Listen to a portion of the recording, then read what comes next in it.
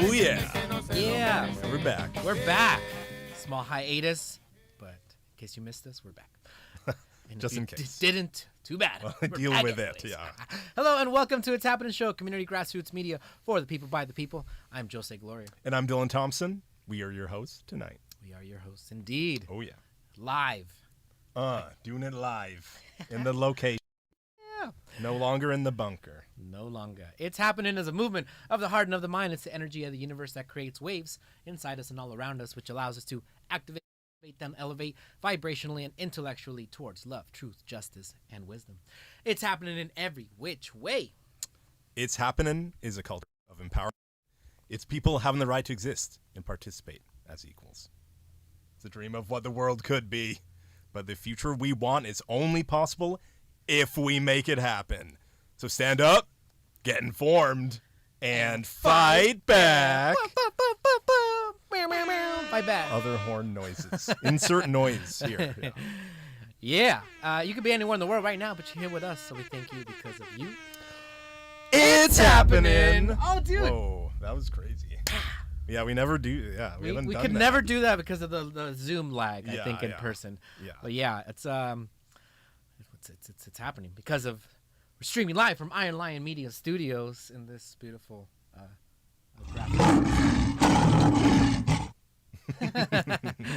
yeah. So thank you everybody for joining us. In a little bit, we're gonna have Norberto Santana Jr., publisher from the Voice of OC. Oh, yeah. So we're gonna talk about all sorts of things happening in Orange County and Santana, Anaheim, and beyond, internationally even. So we're looking forward to that conversation. Before we get to that, I just want to go through some things. We were not here for the last Monday.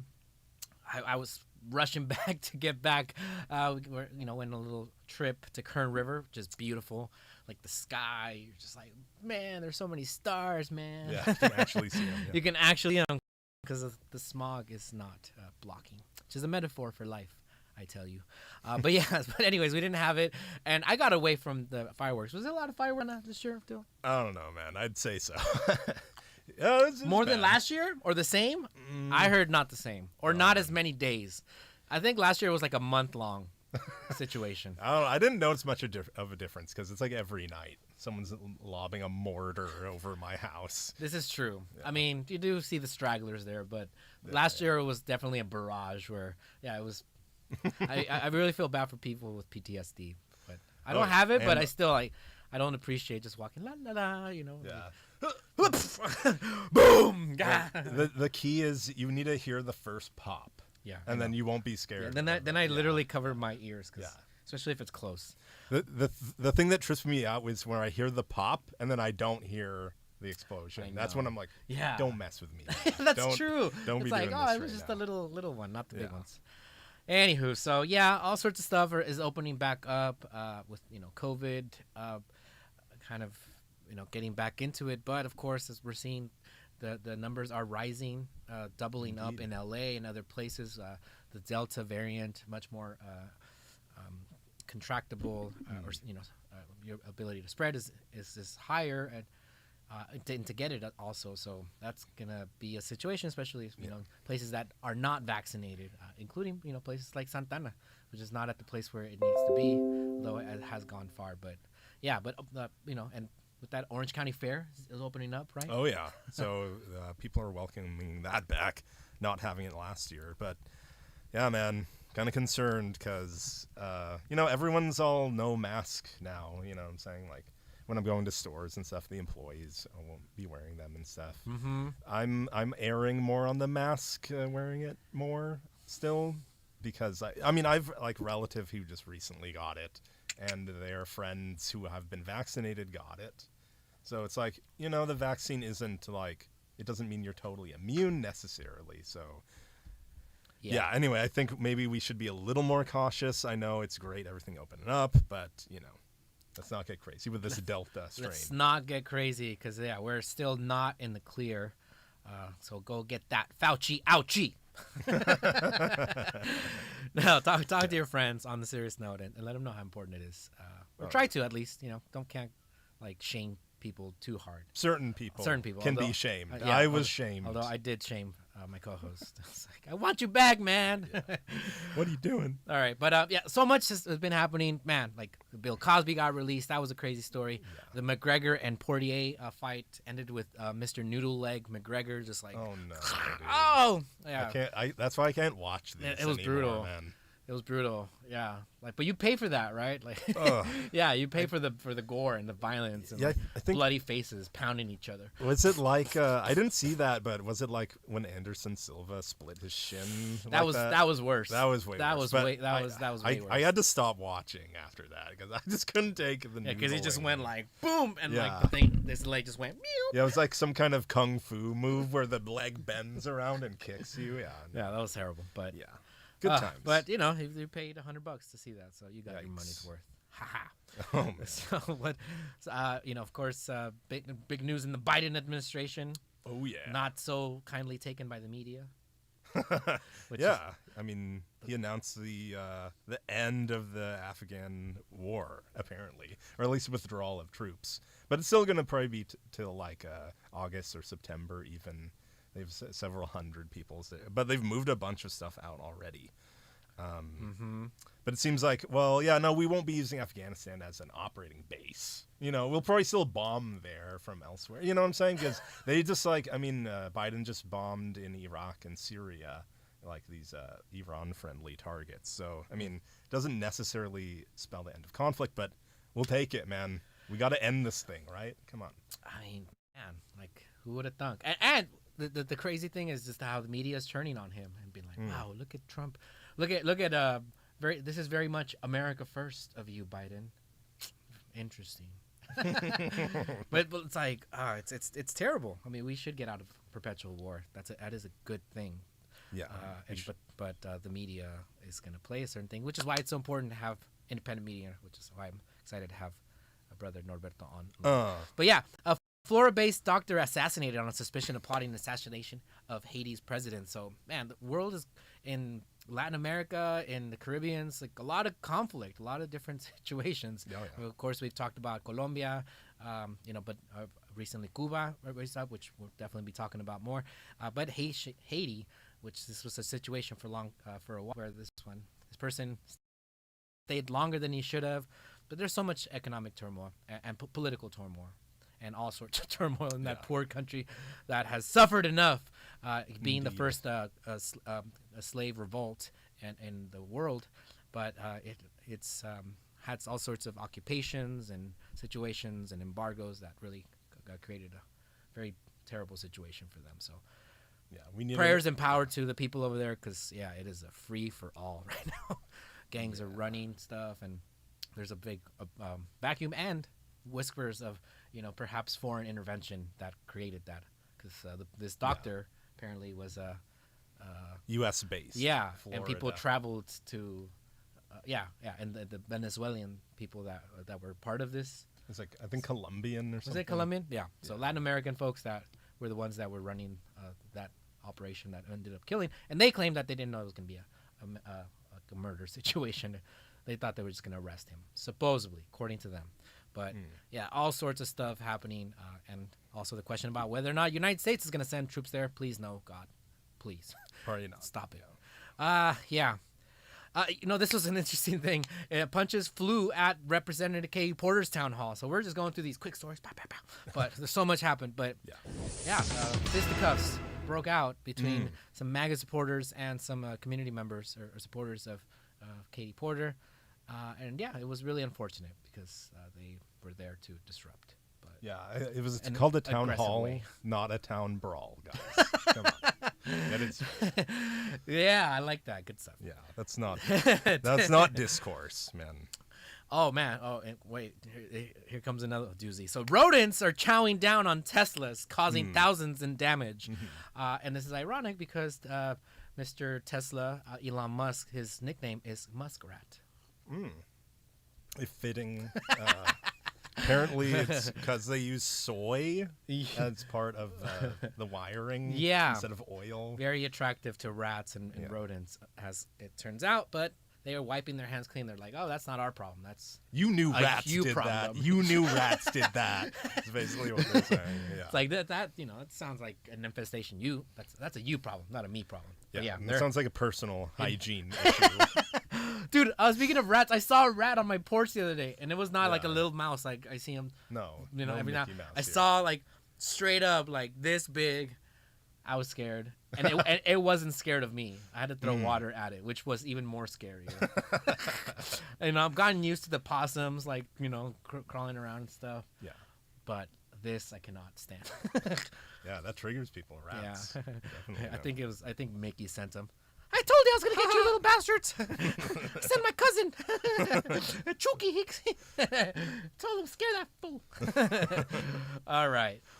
So we're gonna jump into our top story. Oh yeah, top story. Top stories. Starring. Oh wait. Well, this is a sad one, guys, and you've already heard it. Yeah. But, this is about the Surfside condo building in Florida. That we all probably have seen the footage of the collapse that occurred, and they did some investigation about like what were the conditions that made this situation arise, that an entire building could collapse, and they're still not done with this cleanup.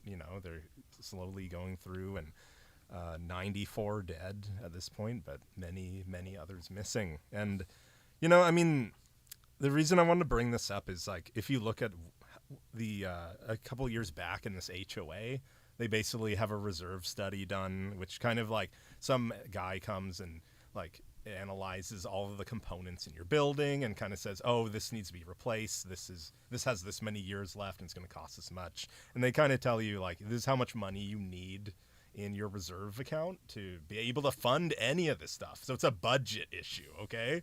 And they were at 6% of their reserve funding, so they weren't in a position to fix any of the major construction that was identified in the reserve study. And they're like, they had to go get loans for millions of dollars. They had to, I think they may have even raised the assessment, which is like what you pay into the HOA. They needed like $15 million, okay? And they didn't have it. And by the time, so they were fixing this. It was, they're going to fix it this year, and it collapses because they were too late.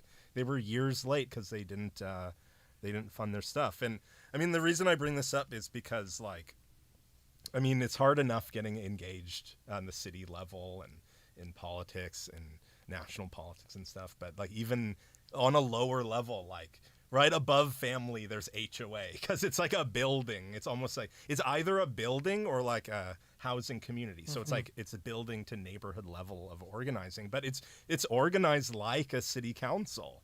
It's almost the exact same stuff where like your constituency are the owners, and they're like considered the public. They have a right to go to the meetings, right, and to get all the documents and stuff, and to address you, but not in a nasty way, which apparently is what was happening at this HOA, which prompted a lot of them to resign not too long ago, like literally like almost the whole board or the whole board, and there was problems that they knew that had to for years now, but a lot of the issue was people were not wanting, the constituents did not want to pay, more for their housing. Yeah, it's raising taxes. Yeah, basically. So, but that just kind of goes to show you, like, you have to be serious about these things. But also, there's a lot of lax regulation in Florida, of course, because Florida. And so that allowed for this problem to continue on without, the city stepping in and be like, you need to fix this because this is a public health crisis, in the making potentially. So yeah, I mean, those poor people, definitely thoughts, prayers, and well wishes to all those folks, and especially first responders that are going through the hard job of having to dig people out, that are probably not in the best state after a week, decomposing and such. So it's just a horrible sight that I know is gonna follow them a lot.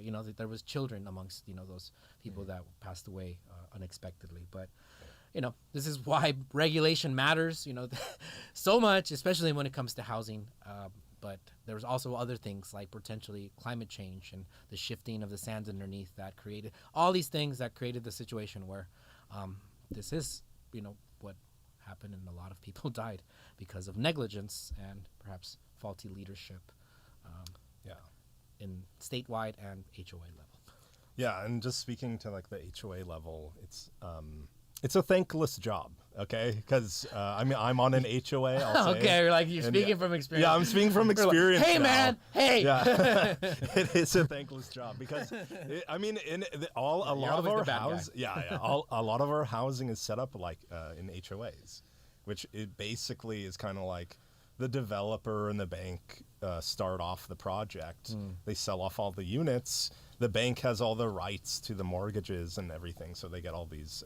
But they're really detached from how the actual HOAs run and how everything's maintained. That is a democratic responsibility that all the owners accept by buying into the HOA. That they're now the constituency to maintain the damn thing. And it's like, but when I think of this, man, it's like. Everyone's focused on their careers, man. Like, guess why? Like, there's only like a couple 100 or 300 people that are aware of Santa Ana politics. Like, really, what's going on? Like, it's a small and so this audience just keeps getting smaller and smaller. We're very focused as a society on our individual careers. But man, we got to make space to participate civically because buildings are falling down. Like the county or the city governments are just going like, I think of like Bell, California, where no one's watching the government and then they just go crazy and start stealing from everyone. Coyotes just take over the chicken roost on your watch. Yeah, no, totally. And civic engagement is... It giveth and it taketh away, I tell you, So, but all in all, we need more people involved. But everybody should kind of follow some kind of situation where you're looking out for the collective good, not your individual. And that's the balance that I think you have to do. But I mean, all sorts of things to say. But I mean, on the topic of civic engagement, and and talking about regulation and cities and counties and such. I'm so thrilled to have once again on the show our good friend Norberto Santana Jr., publisher from the Voice of OC. So, Norberto Santana Jr. is an award-winning investigative reporter with nearly 2 decades reporting experience. Reporting experience, and he's the founder and publisher of the nonprofit digital newsroom Voice of OC since 2009, and is also one of the founders of CubaNet.org, a website featuring the work of dissident journalists inside Cuba that has operated since 1995. Welcome to the show, El Jefe at the scrappy nonprofit who punches well above its weight, Mr. Norberto Santana Jr. How are you, sir? Thank you, brother. Thank you again for what you're doing. Great to listen to. Yeah. Welcome. Absolutely. So first of all, congratulations. You just reported that Voice of OC was honored with 18 awards when competing against California's top news agencies. So including a first place, right, for that was awarded for digital editor Sonia Quick. Yeah. That was our coronavirus. Well, that was the coronavirus graphic. I mean, again, as you guys said, it shows what you can do when you have a nonprofit media that's only focused on engaging you, not entertaining you. And just digging deep into, so when the coronavirus stuff, like you were both talking about this variant, what's happening, we really went, the extra mile. Our guy, our main reporter, Spencer Custodio, that guy filed a story on a day. He did. Sonia, the digital editor, went and figured out the best way to keep working with that graphic so that it wasn't just freaking you out with numbers, like you said, cases have doubled. That's certainly concerning. We have to keep an eye on it. But we're also in a different world where a lot of those cases, at least nationally, are from people that are not vaccinated, right? So it's a whole set of different ethical and public health questions that face us. And one that I think a lot of media weren't ready for when these kind of crises hit. You said it beautifully a minute ago, Dylan, about buildings collapsing. Every city in America's got that same kind of reserve study horror list of your infrastructure, that you go through it. Oh my God, you talk to people left and right. I see anybody from Fullerton, they go on and on and on about the streets. I mean, you don't even know who they are, and they start just telling you right away, like you're a therapist, how bad this is. But you're like, where were you when your streets were being defunded and all that money was being diverted? Sometimes it's corruption, sometimes it's stupidity, sometimes it's just a wild-haired idea. We all have them. That was just like, boy, man, I should have listened to my significant other on that one. I should have never done that. That streetcar project in Santa Ana, I'm very suspicious about it. I've never seen studies that say it's necessary. It seems like a huge waste of money. It seems like you're going to displace a ton of businesses down that main thoroughfare. And I'm not really sure for what. I mean, it's like the Arctic thing over off the 57 freeway, that shiny glass $1 billion, and that's B with a B, $1 billion boondoggle of Arctic. And there's not an official in Orange County that would challenge my designation of it as a $1 billion boondoggle. I mean, they tossed it. I think it was somebody, I think it was the Ducks or somebody took it over from the city. They were so flummoxed from what to do with this thing. It's like, when have you seen yourself? It's like one of your neighbors buying a Ferrari and just going like, I don't even know how to drive it, but we bought it.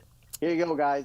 Here's another one, streetcar. There you go, streetcar. It's like on steroids, going fast. Yeah, we were talking about it before the show, Dylan and I, about just because you can do something doesn't mean you should, like, right? Just because we can drill more oil out of the ground doesn't mean we should. Doesn't mean just because we can build a streetcar because there's funding for it from state or federal funds or whatever the reason was for like the boondoggle in Anaheim doesn't mean we should do it. Like it's at the end of the day, it's like, oh well, you're gonna get some jobs and short-term gains, okay, but long-term, like, how is this really benefiting us? And in the case of the downtown Santana, a lot of folks, including myself, feel it's just going to contribute more to the gentrification situation. First-class transportation doesn't support the second-class citizenry of any state or city, right?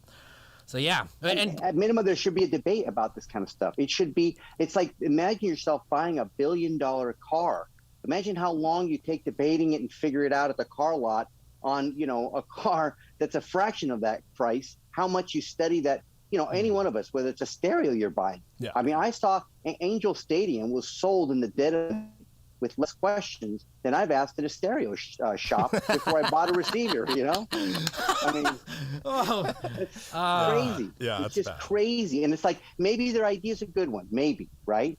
But like anything in life, you say, let's debate it. Let's debate it some more. Let's put it on the road show and go around the neighborhoods and ask ourselves, let's go to the site and look at it, envision what could be here, right? I mean, it's like, let's have a community conversation about what we're going to do with 150 acres in the middle of our town. And literally a majority of the city council is like, no, we don't want to do that. We have an advantage in the negotiation at every turn, one that we give away at every, I mean, again, it's like watching a dealer in Vegas that says, do you really want to do that? Because if you do that, you're going to lose. How about we just think about that for a second before you ask me for another card, right? That's like what it's like watching the Angels and Harry Sadu negotiate, so-called negotiation over a stadium development. I mean, again, just such little debate, little discussion to at least even test out the alternatives. Do you want affordable housing there or not, right? Do you want natural scape of the river, of returning that to its natural state, the Santa Ana River, something that's been talked about a ton. If you think about it, so many of these projects, desalinization, right, over in Huntington Beach, fast. We had a story not too long about it that says that this project has to go on for something like 10 years before they'll start mitigating the damage that will occur to the environment on day one. And it's like, name me again. And they literally had a commissioner from Carlsbad come out at the meeting and say, we did that in Carlsbad and we're kind of regretting it now because, now that the project has started, we're starting a mitigation effort now. And the companies say, if you require us to mitigate it in real time, we don't make any money. And it's like, who says okay then with an asset that is kind of frankly hard to replace, right? Your beach environment or, the coast, it's the same thing, Willowick in Santa Ana, right? Where's the debate on that? Where's the community? And this is a progressive Democratic city council, right? Yeah. I don't think there's a Republican in the whole bunch. Is that true? Correct. Yeah, I believe so. There used to be one that was recalled by the police union, right? Oh my, yes. Yeah, but now you have a majority Democratic members. Something comes out, a piece of public land that potentially could be used. And I don't know. I mean, have you seen one study session on that with that city council? Well, that's a little complicated because it's like it is in Santana, but also Garden Grove like has like I think most of this to say on that. So True. that is a complicated situation to say the least. But you are right that perhaps they're trying to ram things through. But like some in the community say, well, we should just turn it into a big park, and then the city's gonna be like, well, like we need parks are expensive to, and we need some housing to kind of balance it the two. But some people are like, no, we should just turn all of this into housing, and that's mostly not affordable. But also, and we were talking about before on the show about the environmental aspect of it, right? Like that, you all wrote about this, how that area, Santa Anita area, like the air pollution situation is terrible. Like, and asthma visits by people that live in there is huge. And you're going to add more like infrastructure that's going to create more pollution. Like, what gives? But it's all about. It's not. So then the question is like how you were framing it. Like, are people naive or dumb, or are they willfully ignorant to it, or are they being bought up? And in the case of Anaheim, it's very clear there that council majority is completely and fully corrupted and in the pockets of Artie Moreno and the developers that are benefiting hugely from all of these giveaways. So, and I guess I want to, we want to talk about all sorts of things, but now we're talking about Anaheim. So like, I mean, you've seen a lot of different cities and how they manage. I mean, have you seen what on the level of 0 to 10, how corrupt is this Anaheim City Hall right now under Harry Sidhu? Well, I mean, corrupt's a strong term. I don't know that I'm going to go there, but non-transparent 10. Okay. I mean, and they won't even talk to your reporters. The entire process, like I said, the entire process there to sell a stadium has been completely rushed. Unfortunately, like I would say, in fairness to the Anaheim council members, like most of your public processes, they're just rushed through. Redevelopment of Dana Point Harbor, rushed through. That Arctic station and off the train off the 57 freeway, the little glass, beautiful $1 billion boondoggle, fast through. Streetcar in Santa Ana, fast all the way through. Changes in bus service, fast all the way, fast. And yet no reflection, no analysis, no going back to that now. What mistakes did we make? The only institution we really have that does that is the Orange County Grand Jury, which, kind of goes up and does a pretty yeoman's job on a yearly basis, right? Of just sort of like fleshing through issues, asking hard questions. The challenge of that is, like we were talking about Bell, it doesn't do me much good to have this deep reflection after my city budget implodes, right? And I'm out of, and I'm not going to have good park service or bus service or a lot of things for a decade. I mean, Jose, I think we were talking at one point, you serve as a city commissioner. I think those are some of the most important jobs, right, in America. And the idea that you're going at the local level with no real stake in it, it's the case that you're not like a consultant looking to make, to do that. That's happening on a lot of levels with our local government. It's becoming a stage game for professional politicians, consultants that just move these large public projects through at an absolute, like, really fast pace. And again, at some point, you got to ask yourself, gee, every time it's the same thing, like we talked about it with the coronavirus. You see right away from the beginning problems in Santa Ana and Anaheim with testing, right? With rates that are going, really through the roof. And we know essential workforce. You would think that you would be like concentrating everything in there. No, that's not what we see. It took story after story from us, frankly, asking a lot of hard questions at a lot of public hearings and making a mountain of public records requests, because these governments these days, they just, they are really not engineered. It's always the same thing. You have one PIO to answer a question in the middle of a pandemic, right? Or it's like a small staff. They build a $300 million building at the county building, buildings that they built to get rid of all the homeless people, which they effectively did, and sent them to places like El Centro Cultural de Mexico and our offices. Yeah, so I want to. It's totally true, and like you're talking about Santa Ana City Council and in the COVID situation. I mean, I definitely want to get your thoughts about like the shift or perhaps like the changes or whatever that you've seen from the culture of Pulido and the POA, and and I know that you all reported a lot on that situation, and in particular the COVID situation. I think it's also one that what we realize is how much the county is the health agency for Santa Ana. So they were giving a lot of importance and resources to other places, but not so much Santana. And and you all were reporting on that, and it was just completely and the reports came out that they dropped the ball completely, and people die because of these things. So it kind of got to a situation where, yeah, I believe that the council majority that's in now, or like many of them are not in the pockets of the POA for starters, and our community leaders that rose up in one way, shape, or form. So has things shifted as much as like some people would say, or do you think that there's still challenges that need to be made in order for the council to represent the people as you see? You face huge challenges, and I'd say just because a couple of people have changed on the city council so far, I mean, you tell me, are you seeing real different allocations of the budget coming out? And the answer from we cover the budget is no. I mean, it's pretty much straightforward budget. They haven't changed community policing. They haven't changed things like, instituting more cooling centers, expanding library hours. I was with the other day, I was at the main library where a lady and her daughter were waiting to just be told that the library is not open during COVID, but that they can go across town, to another site. And you're asking yourself, well, where's the shuttle bus to take the customer over there? If that's, you're going to shut one library, but you have another one. That's, I think, one of the biggest problems is customer service, for the residents in terms of the retail services that they want out of government. Ask yourself, what are those? Libraries, right? After school programs, senior programs, parks. Yeah. I mean, parks may be expensive, but let me tell you something. It's like that Joni Mitchell, right? When it's gone, it's gone. That's very valuable stuff to your quality of life. And sometimes I can even tell you, as traditional reporters, and I worked in mainstream news my whole career, until the last decade for nonprofit media, but too often times we would concentrate on what's the sales tax that project is going to generate. Well, I guess it's a trade-off for the city budget, but you're not asking yourself, well, wait a minute, quality of life.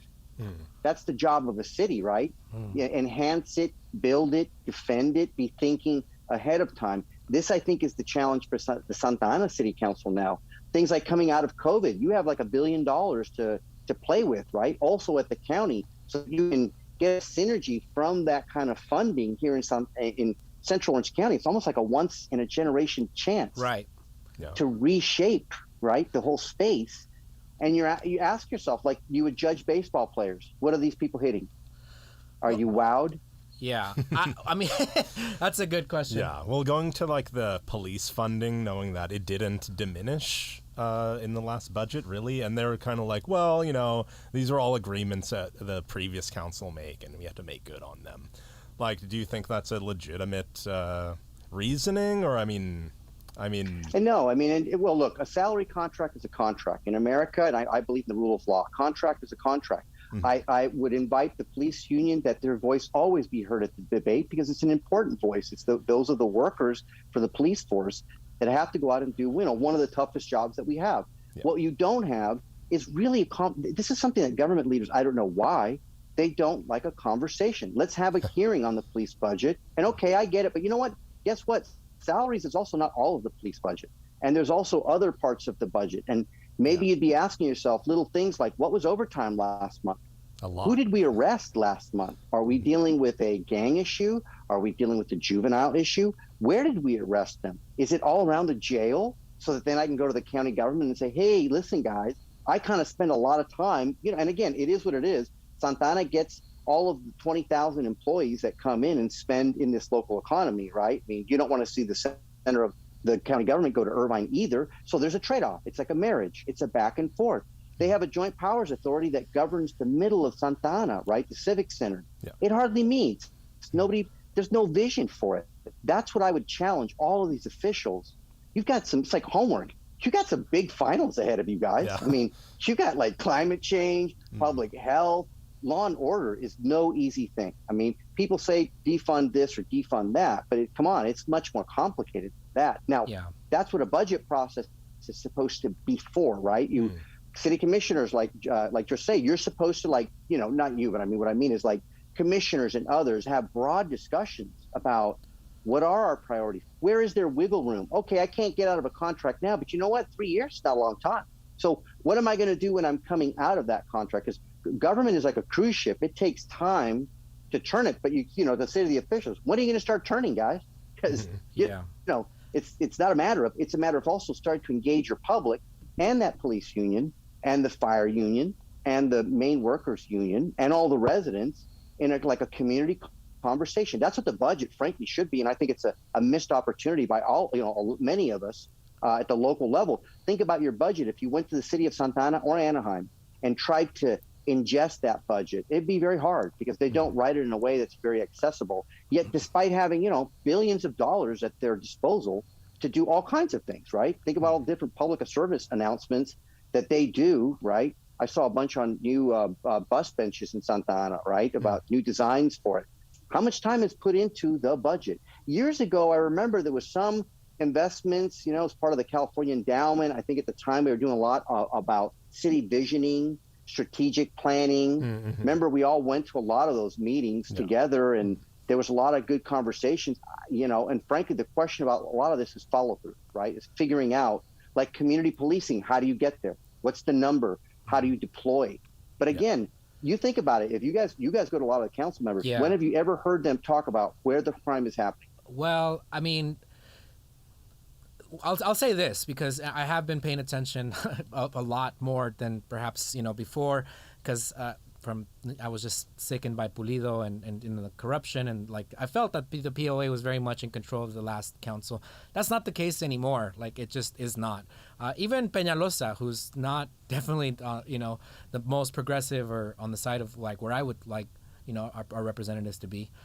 Even he has some questions, like tough questions about the police. So there is questioning and there is pushback from this council that was not in any way or very little was done by previous councils.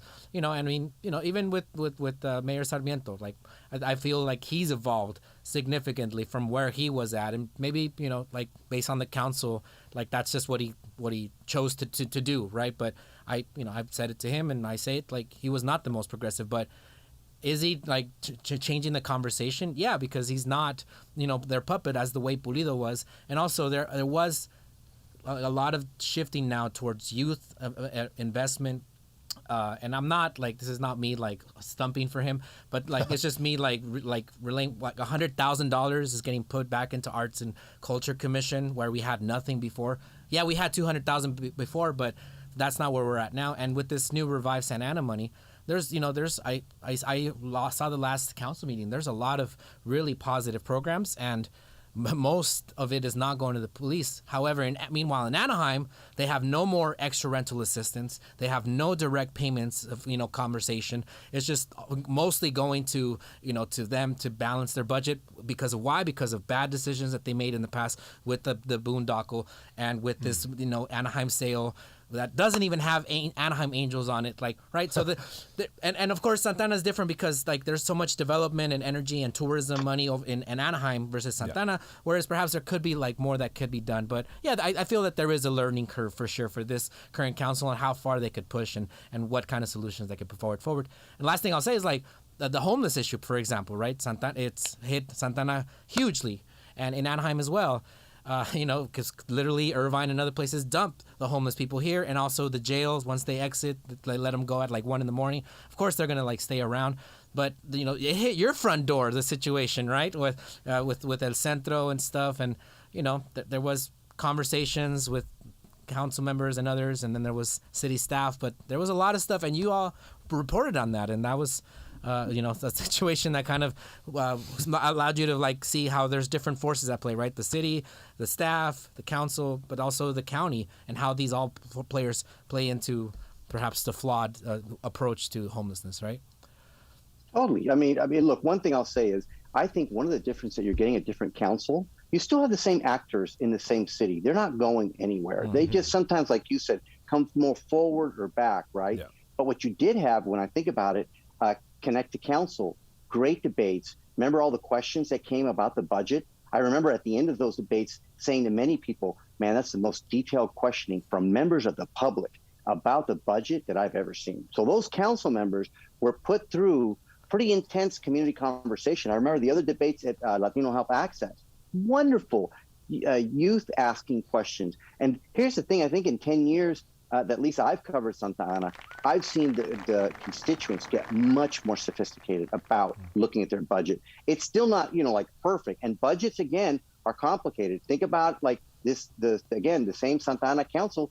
They're the ones that were okay with the closing of the courtyard. That was, a low barrier walk-in shelter. That's the one homeless person that everybody, these officials want to kind of avoid. They're coming up with these like appointment-only shelters, right? Yeah, that frankly, a lot of people have a lot of questions about whether they're effective or not. But again, you don't get that kind of review of it. Next thing you know, at our office, we've got 100 people, there in the parking lot, and they're sanctioning El Centro because El Centro is saying we're not just going to call the police on these people. This is the same issue that you guys do. You make property owners, you essentially deputize property owners to have to utilize this law and order solution. Right. And you know what? Here's the funny part. In the beginning of this, I still remember it. I called the county and spoke with the city and was told the same thing. Well, these are people who refuse services. And then El Centro balked at just calling the police on them, because it's also not fair to the police to just call the police on all these different people that have mental conditions and a host of social service issues, right? Yeah. What's the police officer supposed to do? And what happens? Lo and behold, a couple of months later, when El Centro holds out, 75 of those people got services.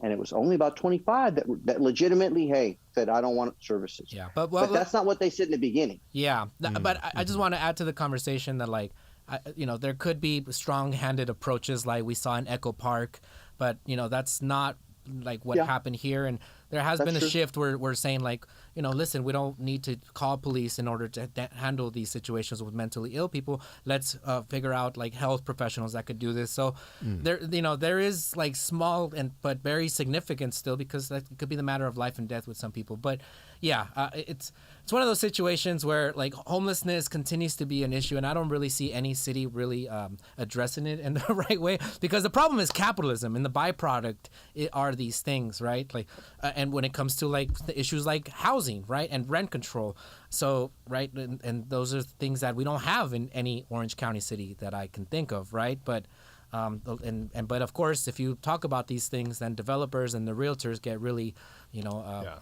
angry and stuff. And so there's rumblings about recalls potentially in Santa Ana for folks that are looking positively at rent control.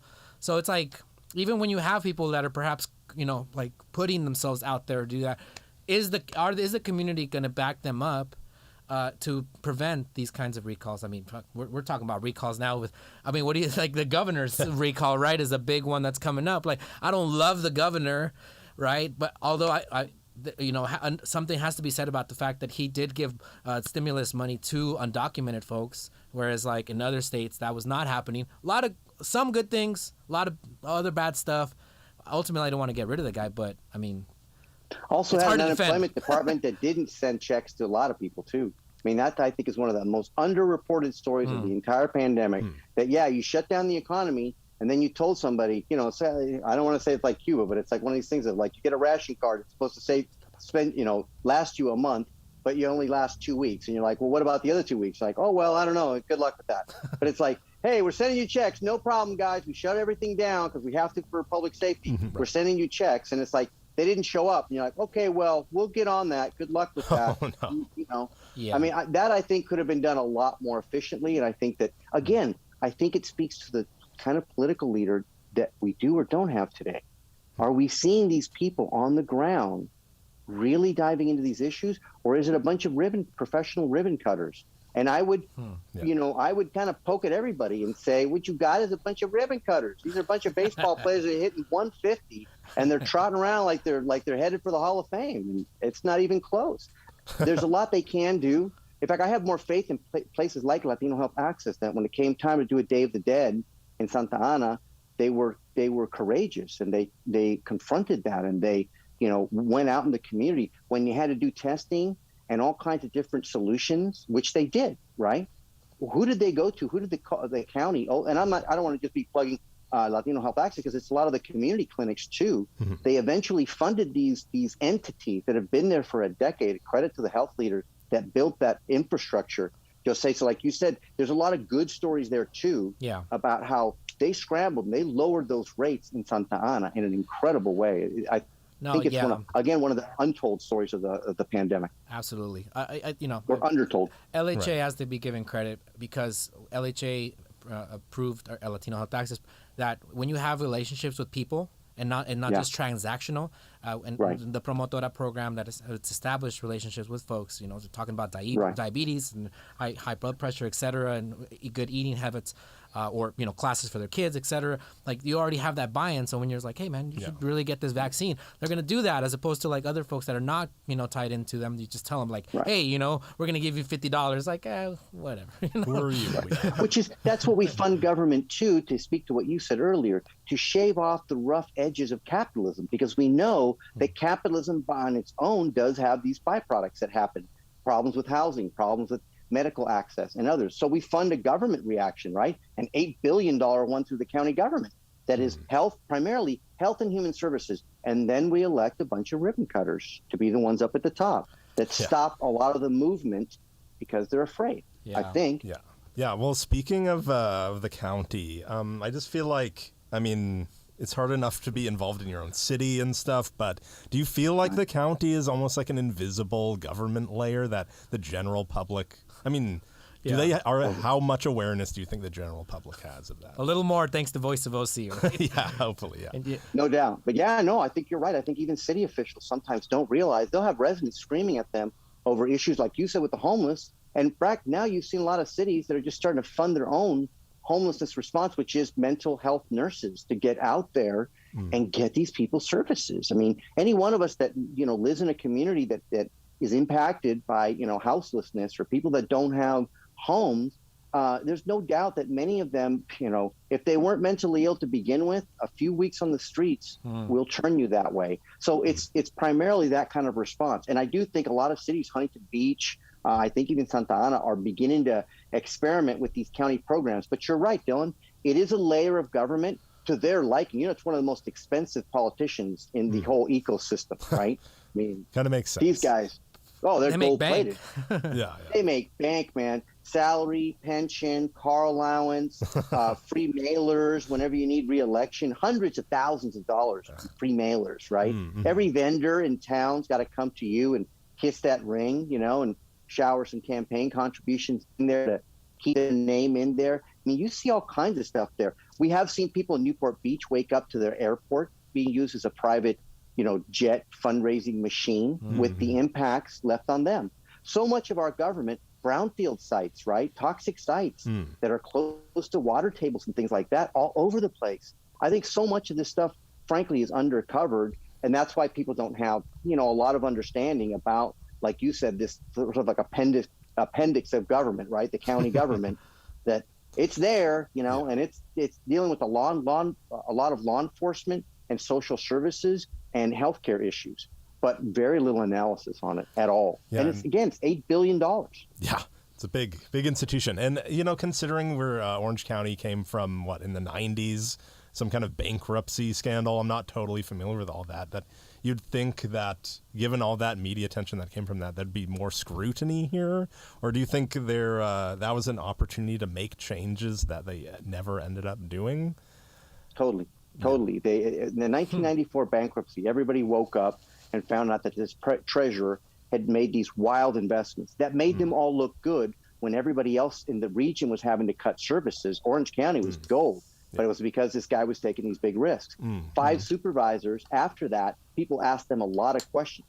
But, this political class has a way of always just kind of like remorphing. It's like one of those science fiction movies that, they like Terminator. It gets hit, destroyed, or discredited, but then it just kind of creeps back together and it's right back together. And it's smiling at you with an American tie on. And it's like, hey, we're okay. But for 20 years, a lot of basic services, many for the poor and vulnerable in Orange County, went underfunded because that's where the bankruptcy, it was something like $90 million a year out of that budget. Wow. So what it did was, I think it created two things: a government okay with doing less, and a bureaucracy terrified of the public. Because when that bankruptcy happened, it was like it was like the pandemic. Now you get hundreds of people at public comment. Frankly, many of them that don't like the mask, don't like what the public health department is doing. QAnon. But it's, well, exactly, right? There's these two. And again, you see such little investment in letting people vent, let people tell you what they think from both sides. You don't want to come down to the meeting?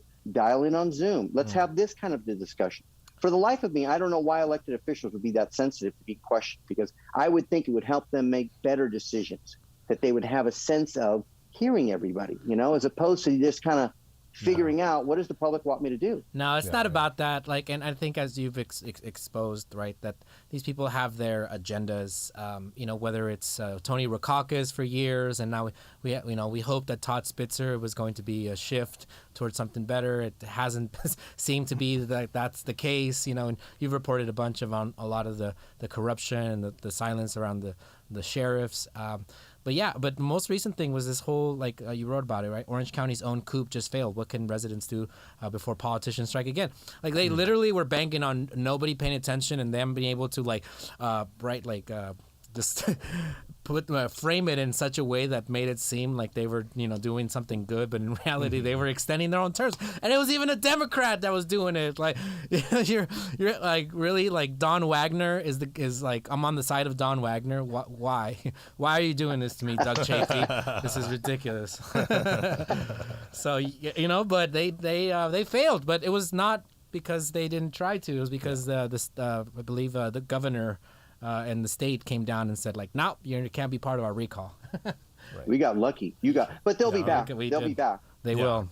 This stuff usually succeeds, because this reminds me of like Measure X in the misleading, like agenda-based, kind of ballot initiatives. It's a sport. That's a sport now. Misleading ballot initiative. Even when the citizens get something. Yeah. It's really creative. Yeah. It's really creative. Everybody's got their little way around it. If the citizens get something set up, then they set up a competing measure that kind of looks like it enough to confuse the thing. It's like what you said, Jose, in the old days of the Polito days, it was always like 7 people running for mayor, right? And Miguel. And, it would they would be these people that would never in politics, and all of a sudden would come into the system. And it would just, this dynamic always worked to help with reelection, right? And it's kind of like, is that engineered? Is it just good politics? And frankly, politics is politics too. That's why they call it an art form, right? They're all. That's why ultimately civic connectivity, I think, is our only hope as free people. Because anything else, I think we talked about it earlier. I think all meaningful change has come out from outside the government in on it, right? Women's rights, civil rights, the environmental movement, the consumer movement. I mean, you name it. Campaign finance reform. It's always coming from people getting together around an idea, informing, debating, and then going and petitioning their government. But you're right, Dylan. It's like weeding a garden, man. It's tiring. Yeah. And I don't know, can we survive as free people? Because it's a lot of work. And I wonder about that sometimes, right? But I tell you this, I see more positive than negative. And I have a lot of friends that give me heat on that. And I'm like, despite all the problems, there's more positive than negative. There's more people getting involved all the time, right? True. There's, on like Zoom and stuff, there's more commissioners. But it's not easy. I mean, and sometimes I feel like these people aren't supported. You spoke about this, Jose, sometimes about they're not supported enough, candidates and others. And again, because there's a lack of that civic connectivity that when you have system change, maybe it needs more support than it always gets. Those type of people that push that envelope a little bit, right? Yeah. They're not, maybe we don't get as many of them as we'd like. Yeah, no, I was talking about it about how like the Black Lives Matter movement, like it's great and all, but to me it felt like a knee-jerk reaction to violence porn. That was the George Floyd video that, just created an emotional reaction under a situation where folks were already stressed that then, took it on. And it's like, okay, and then we got NBA to wear, have their teams wear Black Lives Matter. Woo! We got like all these corporate, corporations like saying, woo, Black Lives Matter, or we're diverse, LGBTQ all the way here. Or pride, whatever, but when it comes down to economic issues, you're still screwing over people of color or marginalized folks. You're not, So we got into a situation where what is we need to be focused on what it is that we want to win and be able to see it through from and it's beyond just sloganism, where I feel like a lot of times it's like that's what we end up in, as opposed to like having those conversations door to door with people or with your community and having, dialogue. And it might be uncomfortable and stuff, but you'll get to like hopefully plant some seeds that somewhere along the line will have some rain, sunshine, and some water from other people beyond you, but you will have started like tilting the scale towards getting to where we want to be, which was a democracy that's functioning, that allows for, you know, diverse thought process, but like full engagement and an appreciation for that engagement, regardless of whether we agree with it or not. I think you're right. And that can take a long time sometimes. And sometimes that's where government leaders, they get all like, you know, impatient. It's like, you know, we've been debating this for a while. Well, that's not a bad thing. You know, it's like, calm down, take your time with this stuff, because once you do it, it's harder to turn around, right? Like they talk about making the jails mental health jails, which, I mean, for, you know, that seems like, I don't know, two different things. If I want to help you with the mental condition, I don't necessarily jail you, right? Yeah, if it might make you paranoid. Yeah. I mean, right. I mean, yeah, jails are not fun places from what I've heard. No. I've never, thank God, I've never had to go to one, but. And they're privatized, you know, and they're not rehabilitative places that, you know, that are, right. They just become a money hustle. And again, it's like, do we need to build more jails? Like, no, we should figure out why people are going more to jails. And more often than not, it's because these communities were either like in Black Wall Street, like they were, you know, demolished, or, you know, you passed, you know, like a crime bill. Thank you, Biden, that, you know, made a whole generation of black and brown, you know, people like incarcerated and broken families and such. And then you got to pick up the broken pieces. So it's like, yeah, the government so often doesn't work for us. But then sometimes, you know, democracy is funny and it gets us Donald Trump. So and that's weird. And so maybe like we could talk more about county stuff, but I'd really would like to hear your thoughts, because I see you as a unique individual in the sense that like, or not, you know, unique, but like different from perhaps what like the Cuban expat is kind of labeled as like a far right wing and conservative, and in more recent time, a Trump supporters, you know, that have really went out and all in on Trump. And, you know, not to say that you're one way or another, but you are an independent minded person, and I don't see you like fully on one side like that. But, you know, so this situation in Cuba, and we've talked about it before, it's different perhaps now after the Castro, you know, like family is no longer in charge, but it perhaps is very similar things to how you were facing when you were living there, no? Well, I was born in the United States. Oh, sorry. But I mean, I have traveled to Cuba. But your father, right? Well, my father, obviously, they left Cuba because of, I mean, you know, the challenge of the Cuban state is this. It's not so much socialism, it's communism, right? I mean, when they have a bunch of people running in the streets screaming libertad, I mean, there's not a lot of countries I've seen where you get that in unison, spontaneously, people running everywhere and just going, I don't want to be repressed anymore. Stop repressing me. Stop having a policeman on every block stopping me for having some illegal this or some illegal that or some illegal this. I mean, and that's, I think in some ways, Trump did a very good job of connecting those two realities for many Cuban Americans, that between socialism and you know, and communism, and this idea even of let's say democratic liberalism, right? Of sort of connecting those dots. But it's like, you know, for many Cubans, it's like PTSD. I mean, you know, we can't visit our family members. Like I love growing up. I grew up in Southern California with many of, you know, my Mexicano cousins who can go home and spend, you know, time on their rancho with their family. We can't do that unless you are agreed to just keep quiet and don't say anything. Bring your dollars, but don't say anything about anything.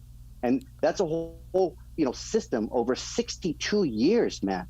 You name me one baseball team, you name me one ice cream color, taste that you want for 62 years in a row, man. I mean, imagine getting meatballs. Well, these guys would go crazy for meatballs, because the challenge to this system is fundamentally it fails to produce the most basic foodstuffs necessary, rebuild buildings. And here's the thing, they blame everything on the United States, right, in a blockade. But there are millions of my family and other people, Latinos here, who opine, right, just like many Jewish Americans opine about U.S.-Israel policy, right? There's, you know, and frankly, many Mexicanos that are here and can vote in Mexican elections, right, and have a sense about, wait a minute, if there's human rights violations, I have questions about doing business there. In Cuba, you can have deal with Brazilian tourists, Spanish tourists, Italian tourists, Mexican tourists, Canadian tourists. So you have all that money going into Cuba, but everything is still destroyed. But it's all the Americans' fault. You know, the fact that a farmer in a country province can't raise a pig and sell it in Havana, what's that got to do with the United States of America? And I mean, it's an island that has an abundance of like everything from a natural resource perspective, and yet they're running out of food. They're starving. What's that got to do with U.S. policy? And I think, again, it goes back personally to the failure of the central planning model. This model that has this dream that there is this vanguard of a party that somehow magically knows the right thing to do on everything and cannot be questioned, because that would be a problem. And so thus it's a system that cannot self-correct. In fact, what everybody starts to do is to sort of say, like, gin up their numbers because you want to look good. And it's this fantasy that keeps going until it runs out of money. And I think with the a couple of things, with their response on the coronavirus has been not good from what I hear. The other thing is, I wonder, the ability of people to wear a mask in public in Cuba is now giving you a chance to see what they really, what opinions are out in front, with at least people having the perception that they're not going to be able to be repressed or seen, And again, you name me another country, France, the United States, anywhere where thousands of people run through the streets screaming libertad, libertad, patria y vida. The old saying of the Cuban Revolution used to say patria o muerte, right? Fatherland, okay? The kind of regimes that use the word fatherland, okay. Right? Yeah. Okay, fatherland or death. Mm-hmm. What a wonderful vision to have your children, right? To bring up your children on. And you see the response to it. And here's my last point that I'll make on this. If Cuba is so great and that revolutionary experiment has been so wonderful, when from day one that they are born, they are told that Miami is the epicenter of the counter-revolution, right? Far-right fanatics, right? And yet when Cubans leave Cuba, where is it that they go automatically and seem to thrive and enjoy it pretty well, and then get involved with that super anti-Castro element? Miami.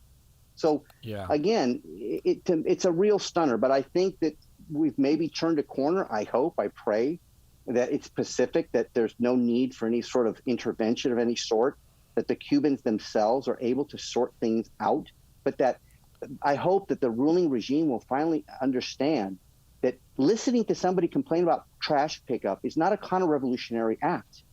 Complaining about coronavirus response is not a counter-revolutionary act. That you can be like the saying, the turning on it of the young dissidents now has been patria y vida. Instead of fatherland or death, it's fatherland. I can disagree. I can, have different opinions and not be repressed. Mm-hmm. Anyway. Yeah, it's a complicated issue, but maybe I can get one more of your ideas on that. Is like, if what would you say to someone who kind of views Cuba as like a successful resistance to like American interventionism and imperialism, and kind of so taking that perspective on it, and they kind of say like, well, Castro had to eliminate his enemies because he's facing this giant imperialist power. So I mean, I've heard that definitely. How do you take that? Yeah, or the CIA? Try to take his. I think out. That maybe that runs out in about 1963. I mean, maybe that's valid in 1959 when Cuba and a revolution wants to change, and is one of the first countries in Latin America that is able to take off this yoke of American imperialism imposed on it since 1905, right? Mm-hmm. And it is able to do that. But then that dream of an independent Cuba, free of the Americans, gets caught up in this charismatic police state with Fidel Castro and frozen by the Cold War, because they find themselves this ally. And they bring in this software of Marxist-Leninism, which is the basic problem. And I mean, I think in a lot of countries where these types of models are utilized, they don't work well. In other cases, they work well, like a public health system can work, right? I think there are aspects of the Cuban system that work well, but like most of the things in Cuba, there's a concept and there's the implementation of it. And there's where you have the stark differences. They have great concepts, beautiful concepts, a wonderful idea of a popular revolution, right? Empowering the people. But then, if you're in the hotel workers union and you don't like what the Spanish hotel did, you're repressed by your own government, because having a different opinion than the official workers union of Cuba is a problem.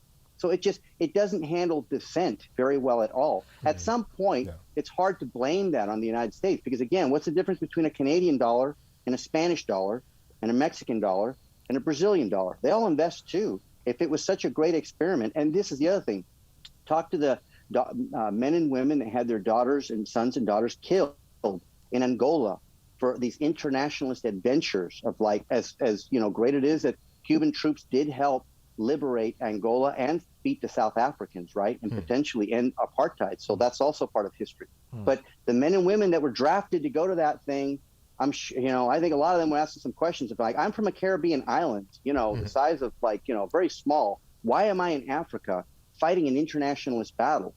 Some of the doctors that get assigned to Venezuela and other countries, it's forced labor. They don't have a choice. So they get sent abroad to internationalists. You might be told that your son or daughter is not yours. They belong to a revolution. And I don't think that people a lot of times get the hatred that that rhetoric has, man, about being in total battle against the imperialists. However, here's the thing. Here's the funny part. After all that thing, what do they have to sell in Cuba? Tourism. So after a 62-year-old experiment in total Che Guevara, go after the capitalism, what's the base thing that you have to sell? A vision of the 1950s with everybody singing Celia Cruz stuff, right? Which all were exiled, right? And a bunch of hotels controlled by foreigners where guess what? Cubans aren't even allowed in. So, it's great. It's great, it's great billing, right? Great headlines for the revolution. But when you get into the details, when you actually have to eat off of their ability to produce stuff, it's a hard life to live. Talk to any Cuban that's been in Cuba and has left that experiment. Or even when you're there, ask how many people would like to leave with me? If I'm in Mexico and I say, how many people would like to leave with me? Well, maybe I get a lot, but I'll promise you it's not the desperation that you see in Cuba to get out of it. And it's because the basic foodstuffs of life, and again, buildings, all this stuff, it seems to be a system based on the family and friends we know. And I know that other people have very different opinions on the success of the Cuban Revolution. Yeah. I would just simply respectfully disagree. And I think that what we were seeing these last few days is a pretty stark, statement by the Cuban people. It should be listened to. Yeah. No, I think that's right. Yeah, I had one more on this. I'm really curious because to hear your opinion. Just on another kind of. Okay, so if you can't, I guess you're right. You can't just totally blame an American embargo or blockade for all of their problems. That's a very simplistic look.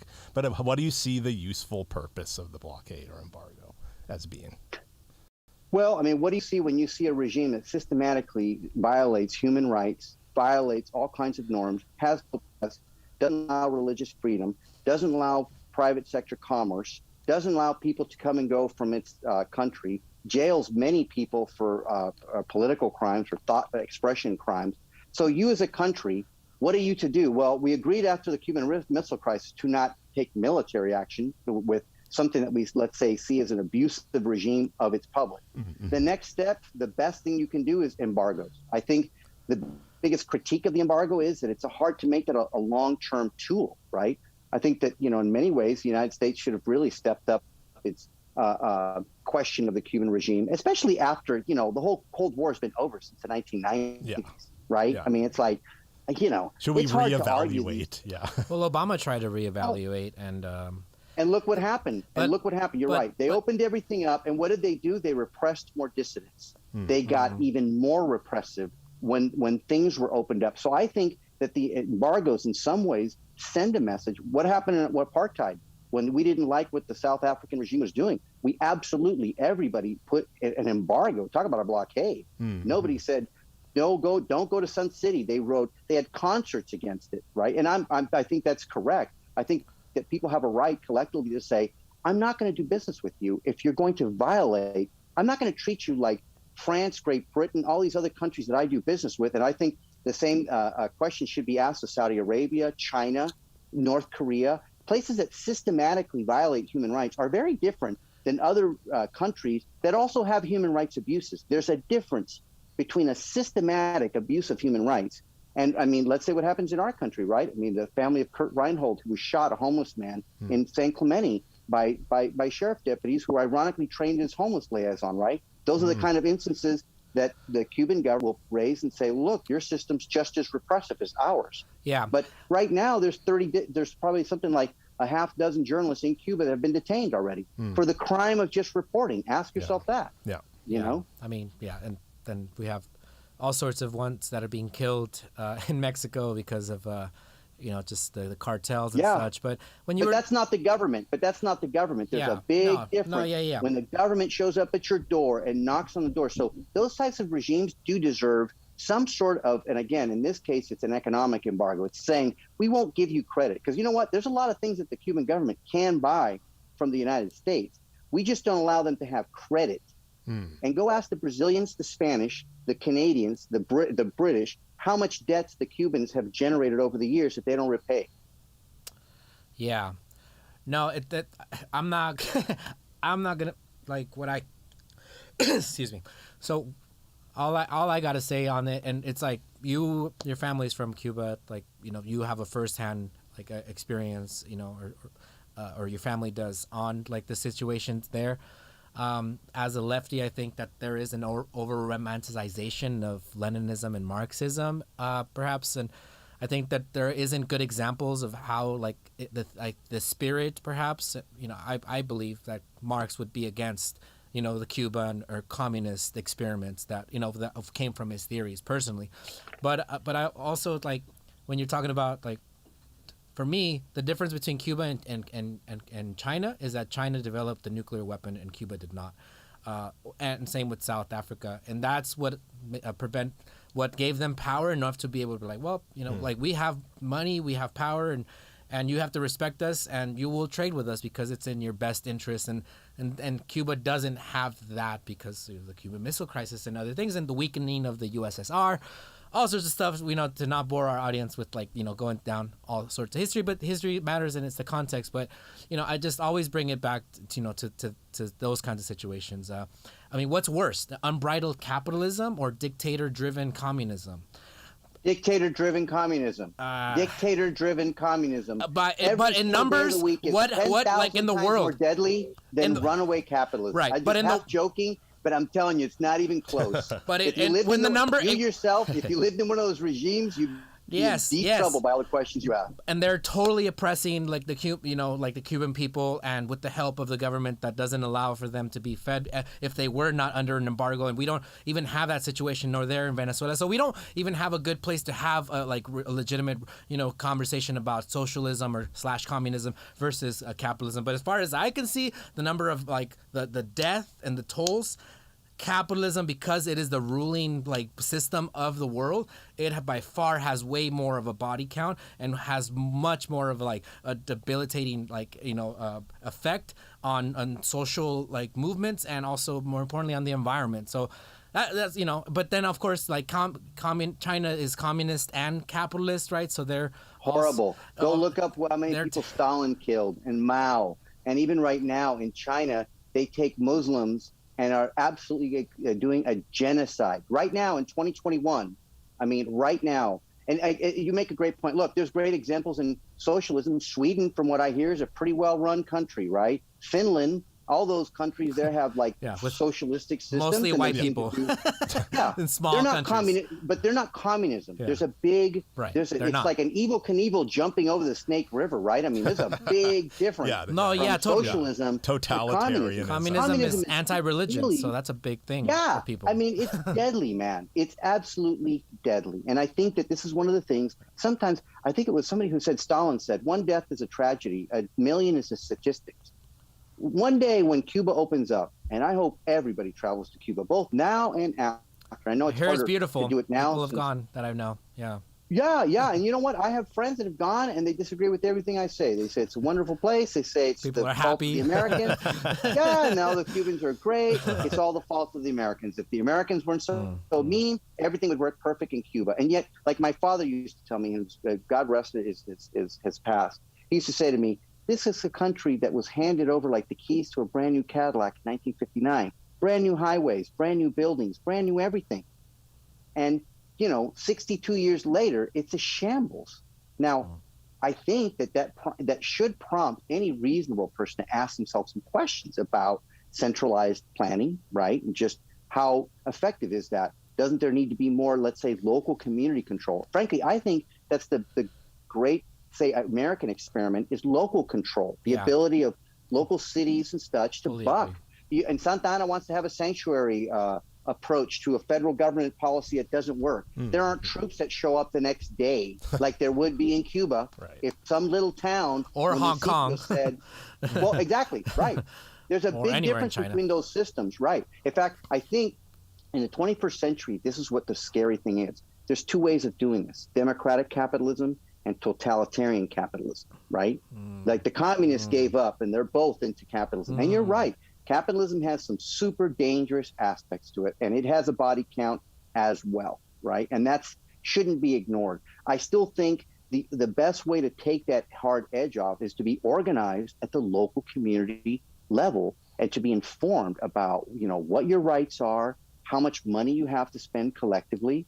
It is the way I think of the 21st century that people are demanding this much more control, more citizen government, more citizen panels, like things like redistricting right now. We're crazy to let county supervisors rewrite rules for themselves. Those should be in the hands of a citizen commission. Whatever bad job that might do, I'll take the citizen over a central authority figure anytime, any time of the day. What's interesting? Sorry, but I just wanted to bring up, like, as you're mentioning this, like, before perhaps for years, dictatorships and other regimes had the control over information, right? So there was, like, you got the information in Mexico was the same way with Televisa, right? And TV Azteca. They were talking heads for the regimes and such. So there was like a lack. Whatever the newspapers wrote, that was it, right? That was basically like written by God. Now we have another situation where we have too much information, and now the public is asked that to decipher what is truth, what is truthiness, as Colbert used to say, and what is fake news. And I think as folks that are not educated on critical thinking, perhaps, which is the most important aspect I feel about critical race theory, actually, are then left to their overly emotional, and on the left and on the right, reaction to like news and them receiving news that may or may not be the full truth. And what do you do to help people waddle through that that freaking field of bombs in the ground. yeah because it's dangerous. QAnon is taking over, and all these other people. Totally. It's like I said, if you watch the Cuban government TV, it's their view of the world, right? But it's only one channel. And so you're right. Even like on Facebook and these other stuff, we all have our relatives and others sharing stuff with us, coming from really, and if anything, I think that's where we get the news from, because people are critical of mainstream. No and sometimes it's good, like on Hong Kong protests or the Arab Spring, that you're seeing this wave, or in Cuba. Thank God for this stuff, or we wouldn't see anything at all. I mean, it took a while for Colombia, the American newspapers. Well, and you saw even some of the reporters were being attacked right away. Reporters get attacked in a lot of different places, right? I mean, we saw LA Sheriff's Department arrested a KPCC reporter when there was protests in LA. So again, it's not like that repressive side of government doesn't come out here too. It does. Here, thank God, though, we have free citizens that can take a cell phone thing. We have trial attorneys that can sue somebody. We have journalists that can write stories. We have community activists that can hold forums and hold officials accountable. That is the secret, my friend. I think it's the best chance that civilized people have, since we've been fighting this since the Magna Carta, like in the 1300s, right? It's to get space. Like you said it so wonderfully earlier when you were introducing the show, respect, right? That I have the ability, the right, the God-given right, disagree with you, and to be respected nonetheless, because I have a difference of a point of view. I should be counted as a person. I should have standing. These regimes that say no to that, and that is China, the old Russia, right? Cuba, to this day, I still laugh when they go, comunistas, and you're like, my God, it's 2021, and you still think that comunismo works. I mean, it's, there's only a couple places in the world that stick on to something like that antiquated. And again, imagine being a young person in Cuba. All of your cousins, everybody else has a cell phone, has advances, but somehow you got locked into living this Spartan life for this lifelong revolution. And let me tell you something. If you look at the top echelons of the Cuban government, I'm sure they live pretty well. They're not sitting there without air conditioning in their apartments and these types of things. This is the other thing that I think people are realizing. again, even with our own officials, we should always be asking hard questions of those making decisions. And you know what? They don't like it. I mean, we get criticized a lot for, too many public records requests. Oh yeah, Andrew Doe, right? What did he? He said the noise of OC. Baby. Noise of OC. Nice. I mean, wear it like a badge. Kind of right, and we do. That's, I think, what free citizens must do, is to say, I am in charge. I do have a right to question you. I do have a right to have a different opinion than you, and I have a right to prompt a debate. That's what our system, our whole government. If there's one thing, and I know that the founding fathers, they weren't perfect people by any stretch, right? I mean, there's a lot of inconsistencies, and all men are created equal, right? Yeah, big time. But the ideals are there, and if anything, you see the country begins by a bunch of pamphleteers, right? That are, when you read things like the Federalist Papers, and just again think about the ideals that are being. So to me, that's ultimately, we have a pretty good software. We don't read it enough. Right? Like our Constitution, I tell you this, and I will seem like a kid, right? But I am the son of an immigrant. I read the Constitution and I read the Declaration of Independence. Read them.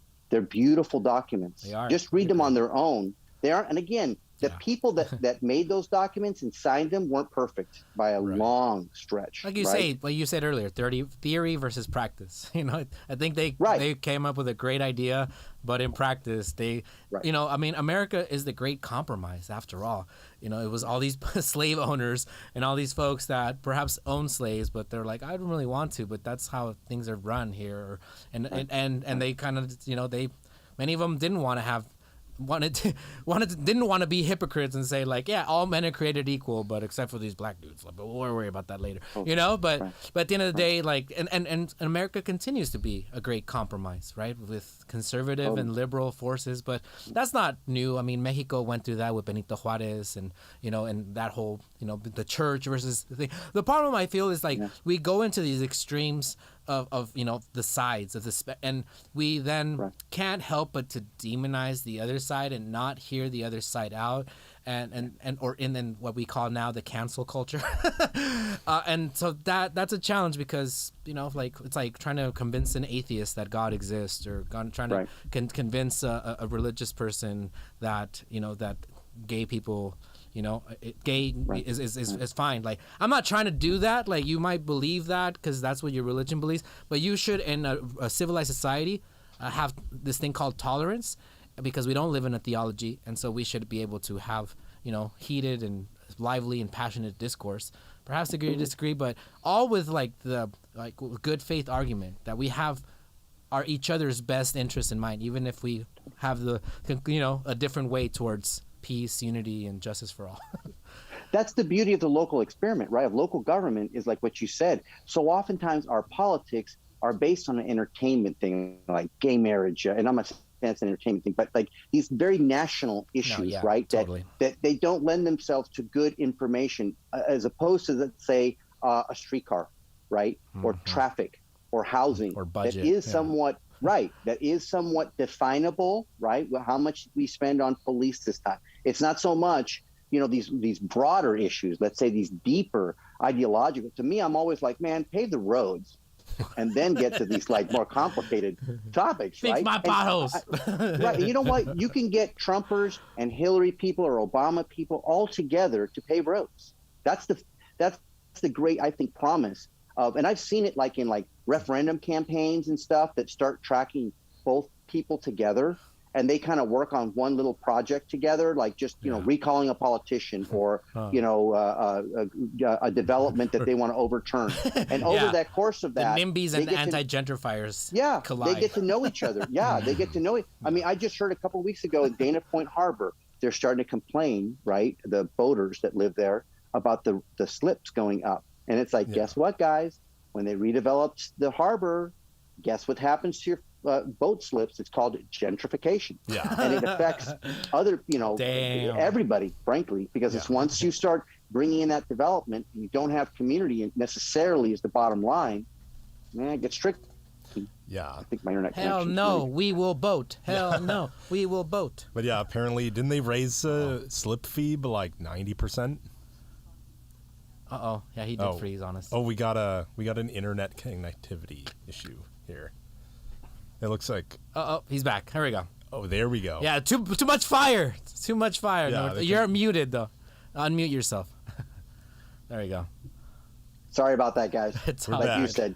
Yeah. It's the government, man. The government unplugged us. Yeah. Damn. They're gonna stop the conversation here. Big brother. Yeah, So, yeah. Devil's in the details, though. That's, I think, the big key here. Yeah. It's you know, you got to show up for budgets. I always tell myself, you know, union organizers of the early days had Pinkertons, you know, sicked on them. You know, civil rights activists had hoses put on them. And I asked myself, even as a reporter, I think all of us should, what's stopping me from looking at the budget and sending a little note to the city manager or the mayor? Hey, sir, you know, I think it's important we have detached bikeways. That's one thing we were going to talk about at one point too, which all this coronavirus money, there's a lot of system change that can be debated now. Detached bikeways, you know, for people to get back and forth to work and you don't have traffic congestion.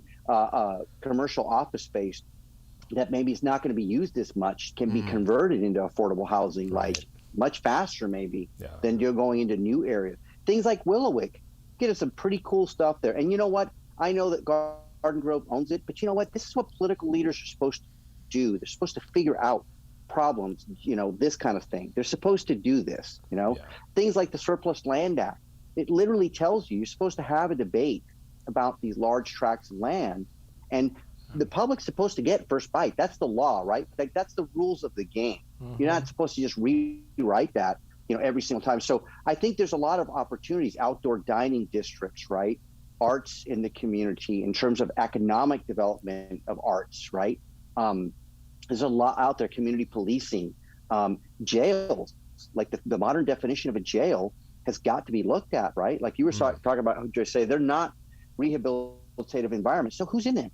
I mean, if you think about it, I have no idea. I mean, when's the last time we saw anybody? A lot of people. Like you said, are we looking about young people, older people? Where do they come from? What did they get arrested for? Are we seeing how many of them have been jailed more than 5 times? You know, I mean, this idea, like any business would be doing, is drilling down into its product, right? Who am I arresting? Why?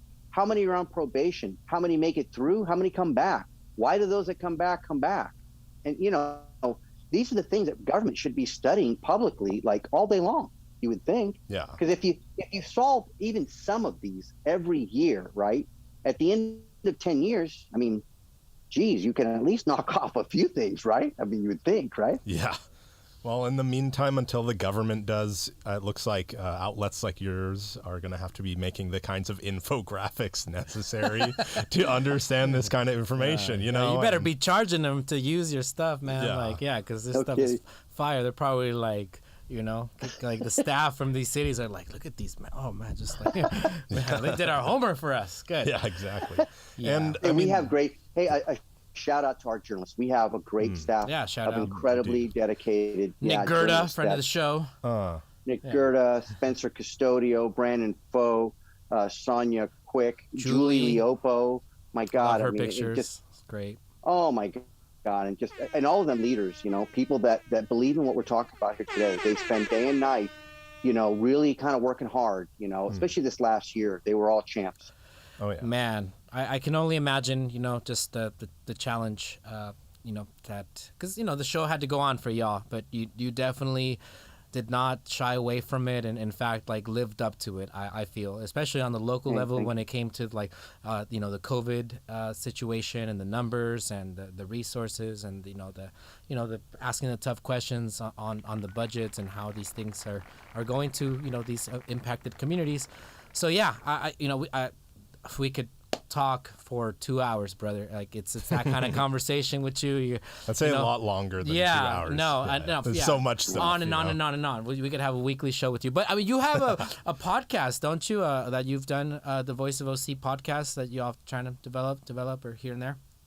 Yeah, we do it occasionally when we see like the need, you know, to kind of come on and do it. I mean, shows take a lot of work, so what we tried to do is just kind of do it when we see the need for a community conversation, right? And you're right. I mean, if we had more resources, I think it is something that shows like yours, I mean, this is valuable to be able to talk about stuff that's in your, and here's the key too, a lot of this stuff you can't get from other places, right? It's like what you guys know about Santa Ana, Anaheim, the county. It's a wonderful resource that a lot of people in the community, I'm hoping again that we see more media like yours, ours, more of a plethora of this kind of stuff. Again, it's not just Cuba where there's a yearning for this kind of freedom, right? Of like to what's going on and finding out about it before it happens. I think that's the biggest difference, let's say, in our model is we try to report on things before they happen so that you have time to show up. Yeah. Because if all we do is report on things that already happened, it almost sends a message to the public of like, what's, what can you do? Well, we're screwed. Yeah, it's happening. So and you're a nonprofit, so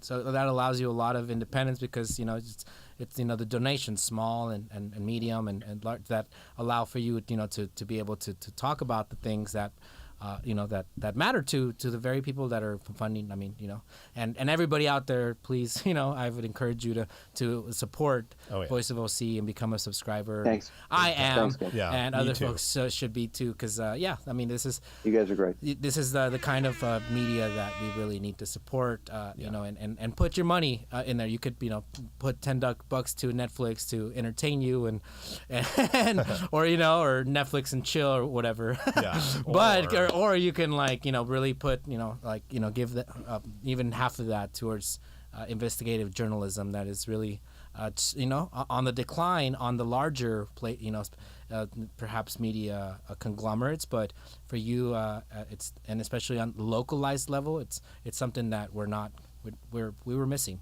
Yeah. Frankly, thanks, nobody else was doing Border of Supervisors. Yeah. No, and frankly, we hire local. I mean, all of our reporters are frankly out of these local universities. We even got a great fellow program now, Noah Bushadi, Hossam El Attar. Great job out in Anaheim, Noah down in Irvine. We have interns now. We've been teaching with Chapman University. We even had the high school students from the high school newspaper in Anaheim when they were trying to figure out the cost of graduation. We teamed up with them, and we were able to do a great reporting again about how Angel Stadium was being rented out to different school districts. And again, just working with young students to kind of, again, keep connecting the dots here locally, get them experience. And ultimately, these are the future citizens, of Orange County, right? We want them to be as educated as possible. I think to go again, what we've seen with the new city council in Santa Ana, those are some of the best debates and discussions I think I've seen in 10 years. And so it really leaves me with a lot of hope that we're not only getting the right people, but that we're having a population that's informed enough to hold them really accountable. And that these people know when they go back to the next connected council debate, there's real questions coming at them. And that's a credit to you all and everybody in Santa Ana and Anaheim that's done a lot of work, at least the 10 years we've been around, to kind of create that environment. Oh, yeah. Yeah, we've come a long way since Occupy, Dylan and I, and and our activism and advocacy and such. But yeah, it's not just about electing people. It's about making sure that we hold them accountable and making sure that it's not just us that speak to the to them, but we bring other people and empower them to lift up their voices and go in front of City Hall or email or whatever to let their voices be heard. So, all right, we gotta wrap up, Norberto, but maybe some final comments here where folks can find you, or any upcoming stories or anything else that you'd like to leave us with. Some wise words.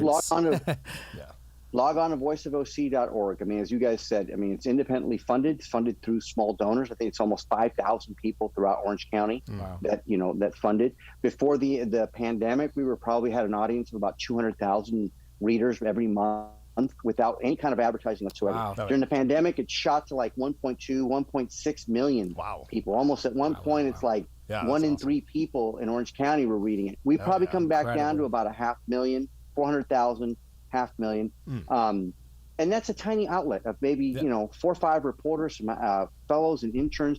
We have very much a daily approach. We try to be there for people. We try to be there for you. We try to provide real value. I mean, at the end of the day, if you're not seeing a value in those pages, then you shouldn't donate. And so far, again, so many people are seeing it. We really appreciate, that kind of connectivity. We're hoping to do more podcasts, more, this kind of, I think a community conversation is something, that should continue to go. So again, hats off to you all, because it's not easy to do this. You all have, jobs. There's a lot going on. It takes a lot to be an informed and engaged citizen, just like going to the gym or eating well. Yeah, exactly. But it's worth it. You make a better community. I think a lot of times when you're doing this kind of stuff for all of us, we ask ourselves, like, what's the point of this stuff? But it does make a difference. Democracy is a step at a time, and that's I think, again, the big the moral of the story, right? Which is stay engaged, stay involved. Good things happen when you do that. So again, I appreciate you guys. This is a great discussion as always. I love spending time with you guys and love what you do. Yeah, Absolutely. for sure, man. Likewise. Norberto Santana, publisher for Voice of OC. Thank you once again, sir. Thanks, everybody. We'll be talking again soon. Thank you, brothers. Peace. Thanks, Norberto. Absolutely. Take care, man. Peace. Thanks, man. See you guys. Oh yeah. Yeah. That was good, man. Woo! Ow! Yeah, no, yeah, we could do so. We need to have him on, obviously, more. A lot to talk about. Yeah. Oh my gosh. Yeah, it was just the whirlwind of different, like, his brain works really fast. So, he's just like boom, boom, boom, and I'm just like, oh, all right, putting it together in my mind, and like, but yeah, he's he's a journalist at heart. That's so it's like you got to be a thorn on the side of the powers that be and stuff. I might not agree with all of his takes fully on the different politics and stuff. There's a lot to keep track of. Damn, for real. So even like I who, I'm like watching the city council meetings like fully. Like I'm just like, who else does What's this? going on? Yeah. First of all, who else does this? And second, I was like, I'm lost myself, and I'm into this shit. Yeah, I know about this, and I don't know what's going on. But even I'm like just kind of overwhelmed. So what do I expect of the public that doesn't like this stuff, or so? And so graphs matter. Graphs matter. Oh yeah. Yeah, and, visual graphics. That help. But yeah. Yeah, and I guess my closing words were that, Voice of OC I subscribe to.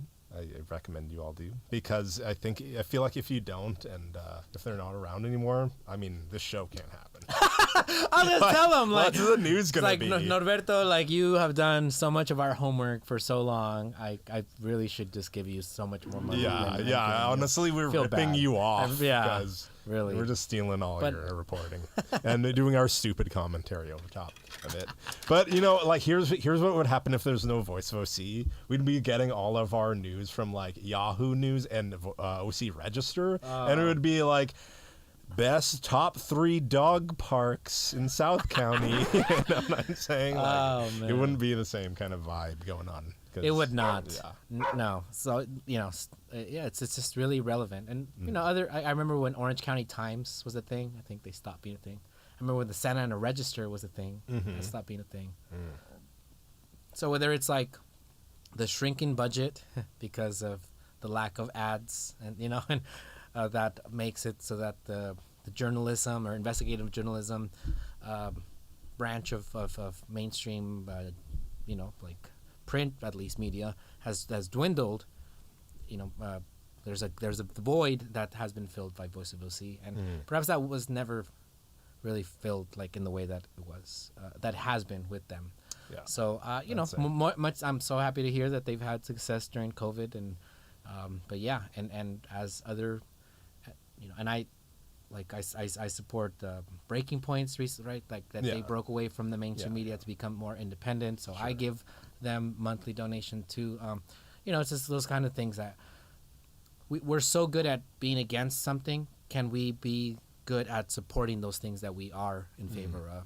Like, so liking the page for this, for example, sharing today's video, comment on it, helping us like spread this information to more people so that it makes me feel like it's worth our time. Sometimes, we have amazing, like people from the grassroots that I feel don't have as, platform or as much as they should. So I'm happy about the work here. And Norberto just said that he likes us. So that's enough. Yeah. That's enough. That's all I need. That's all I need. Yeah. All right. Anything else? What else? I think I need to read about Cuba a bit. Yeah. It's a very... A lot of thoughts. I think we're going to have to bring Matt Cedillo on and talk about Matt Cedillo versus Norberto. That would be awesome. Oh, my God. That would be too much. That would be too much. I don't think it would happen civilly. We would have to have we need to cut mics and like order, like out of order, like in the UK. Yeah. pretty much. The gentleman will cease to speak now and leave the room. The gentleman will cease, I tell you. All right.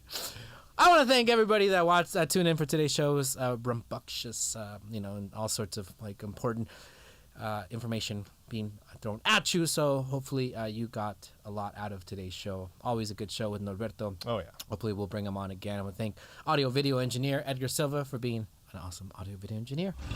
Iron Lion Media Studios. Get your Iron Lion Media on for your podcasting and video production. I hear there's some local band that recorded with our brother Edgar recently. Some videos going to be coming out. So yeah, all sorts of magic.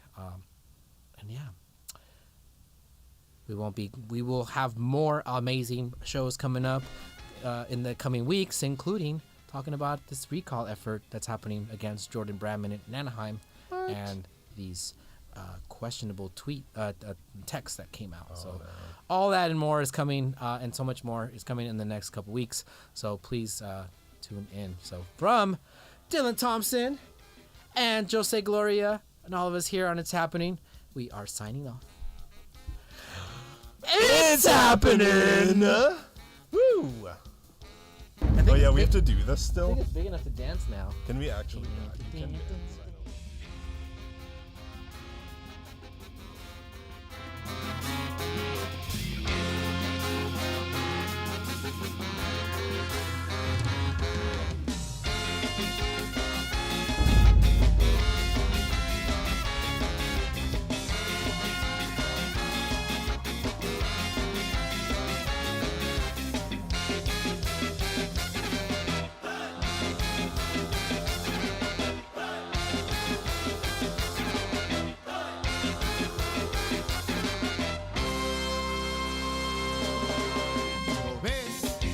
Cegado de realidad para no ver lo que es verdad. Te han engañado, no es libertad, lo que tú vives es vulgar. Ser un esclavo sin descansar mientras que el burgués se aprovecha de tus labores. Hay que luchar para vencer este sistema